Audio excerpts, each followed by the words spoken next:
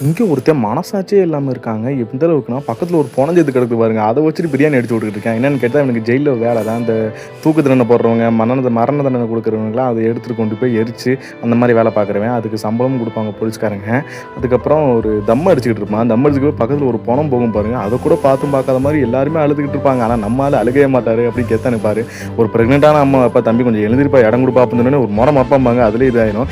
Tea கடையில உட்காந்து tea சாப்பிட்டுருக்கப்போ ஒரு ஐயா உட்காந்து வலிப்பு விழுந்துகிட்டு இருப்பாரு. அப்போ கூட கண்டுக்கவே இல்லையே. சாப்பிட்ட டீக்கு காசை வச்சுட்டு போய்க்கிட்டே இருக்காங்க. அப்புறம் ஜெயிலே ஒரு சின்ன பொண்ணு என்னை தூக்குங்க அப்படின்னு சொன்னோன்னே அதை கூட தள்ளி விட்டு போயிட்டே இருப்பாங்க. அதே மாதிரி ட்ரெயினில் போயிட்டு இருக்கப்போ ஒரு பொண்ணோட பேக்கில் ஒரு பர்ஸை காணோன்னு எல்லாத்துக்கும் கேட்டுக்கிட்டு இருப்பான். பக்கத்தில் நம்மால் நின்றுப்பாரு. அவன்கிட்ட கேட்டு பண்ணி பர்ஸை பார்த்தீங்களா கேட்டேன். அவன் கண்டுக்கவே இல்லை.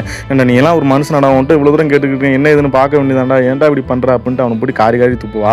அதுக்கப்புறம் அவன் ஒரு மாதிரி யோசிக்க ஆரம்பிக்கிறான். அந்த நைட் அந்த ஒரு குகை மாதிரி இருக்கும்ல, அதுக்குள்ளே ட்ரெயின் போனோன்னே யார் யார் எடுத்தாங்க அப்படின்னு பார்க்கணும். அங்கே ஒரு பிச்சைக்காரன் தள்ளு வண்டியில் வந்து பிச்சை எடுத்துக்கிட்டு இருப்பான். அவன் மொத்தம் கால் நல்லா தான் இருக்கும். அவன் தான் அந்த பர்ஸ் ஆட்டையை போட்டு போயிருப்பான். அதுக்கப்புறம் அவன் ஆளுங்களாம் வருவாங்க.